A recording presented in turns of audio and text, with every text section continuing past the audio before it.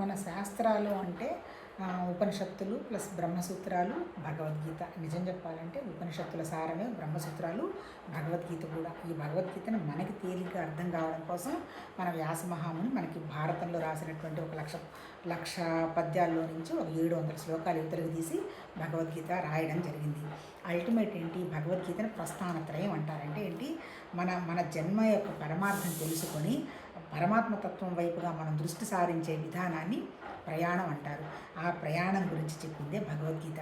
ఎట్లా మరి ఈ ప్రయాణంలో ఉన్నటువంటి మనకి పరికరాలు ఏంటి? ఈ ప్రయాణంలో మనం నడవడానికి మన దగ్గర ఏముంది? ఒక శరీరం ఉంది. అంటే అంతే కదా, శరీరం నడుచుకుంటూనే కదా పోతుంది. తర్వాత శరీరం నడవడానికి మన దగ్గర ఏముండాలి? మనసు ఉండాలి, ప్రాణం ఉండాలి. మనసు, ప్రాణం ఇవన్నిటిని కలిపి ఏమన్నారు? ఈ మనసు, ప్రాణం, ఈ శరీరం ఇదంతా కలిపిన దాన్ని క్షేత్రం అన్నారు. మరి ఈ క్షేత్రానికి ఓనర్ ఎవరు? క్షేత్రజ్ఞుడు అన్నాడు. క్షేత్రజ్ఞత అజ్ఞుడు అంటే ఏంటి? భగవతత్వానికి నామరూపాలు ఏం చెప్పాల. ఈవెన్ భగవద్గీతలో కూడా భగవాన్ ఉవాచ అన్నాడు, కానీ శ్రీరామ ఉవాచ, శ్రీకృష్ణ ఉవాచ, ఆంజనేయ ఉవాచ అని ఎక్కడా చెప్పలే. భగవాన్ అంటే అర్థం ఏంటి? భగవాన్ అంటే ఐశ్వర్యవంతుడు, లిమిటేషన్ లేనివాడు, సర్వత్రా వ్యాపించినవాడు, అఖండుడు, నామరూపాలు గుణాలు ఏమి లేనివాడు భగవతత్వం. అంటే జస్ట్ తత్వం, గుణం. అంటే ఒక దేవుడు ఉన్నాడని కూడా మన భగవద్గీతలో చెప్పలే. ఆ నిరాకారమైనటువంటి శక్తి నుంచే, అంటే ఆ శక్తి అనేది సబ్జెక్టు, ఆ సబ్జెక్ట్ నుంచే కనపడే మ్యాటర్ అంతా వ్యక్తమైంది అన్నాడు. మ్యాటర్ అంటే ఆబ్జెక్టు.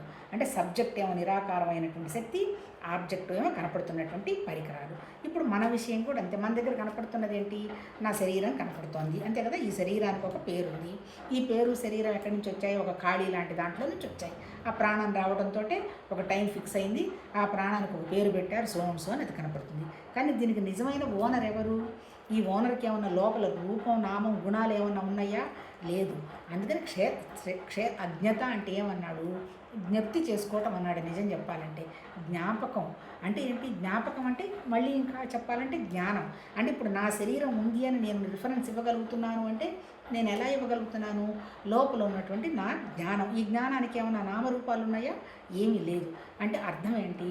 ఈ పరమాత్మ తత్వంలో ఉన్నటువంటి నిరాకారమైనటువంటి తత్వంలో నుంచే ఈ ఆకారాలన్నీ వ్యక్తమయ్యాయి అన్నాడు.